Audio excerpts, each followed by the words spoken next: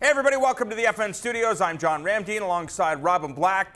This past Saturday night, UFC 205, we got a better understanding of what is going on at the 155-pound division as Conor McGregor becomes the lightweight champion of the Ultimate Fighting Championship. However, he messes everything up when it comes to 145 pounds. Frankie Edgar did get the victory over the very durable, very tough, very game Jeremy Stephens.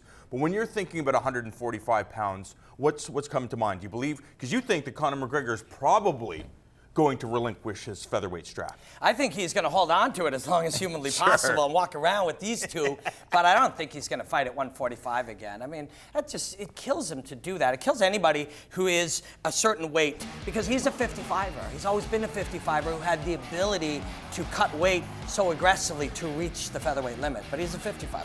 Hey man, he'll do whatever he wants, and we'll all just kind of play along, because when you have that amount of leverage, when you are selling pay-per-views at 4 of the 5 highest selling ever were him, highest gates ever, 2 belts, and most importantly, where I come from, is the martial arts that he's expressing and the game that he's changing himself. He'll probably do whatever he wants, and we can all complain because that's what we do, but I don't think it's going to change anything. And one of the things, you have to take everything at face value, and Conor McGregor, of course, he says he wants to renegotiate. He believes he deserves a bigger slice of the pie, which he absolutely does. But he also says the fight with Nathan Diaz is a fight that would be interesting to him. Now, I would imagine the third fight would be at 155 pounds, which means, again, the 145-pound division, kind of a chaotic time.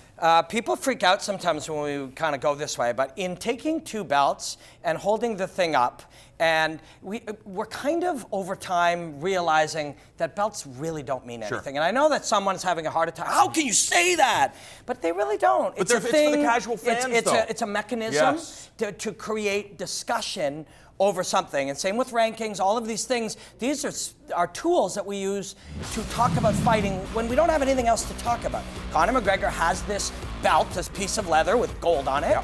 But what does that really mean? Because Jose Aldo has another one. Yes, and ultimately, this thing is about combat. It's about fighting.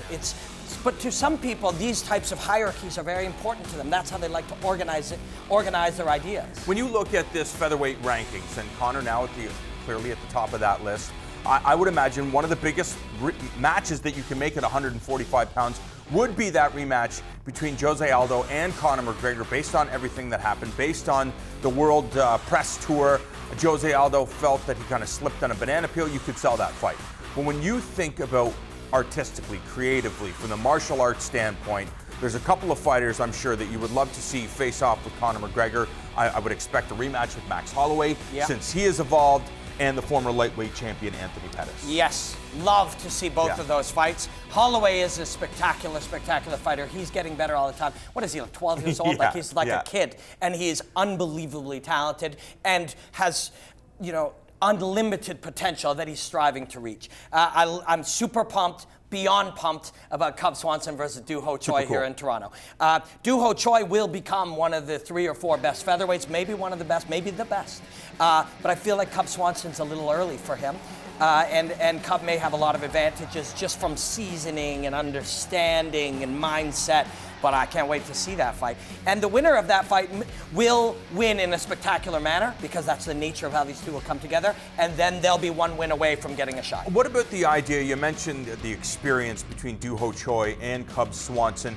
What about the philosophy where fighters are like, well, this has been too easy for me. I need to jump into the deep end of the pool to see where I stand when it comes to the best 145-pound fighters in the world. You and I called TKO, and we saw that with one of TriStar's prospects, and the undefeated Xavier Aloui decided to take a step up and challenge and face off against Josh Hill, who's arguably one of the best in the country. He didn't win that fight, but he proved that he should be facing those guys. Yes, he also got a lot better just by experiencing those 15 minutes.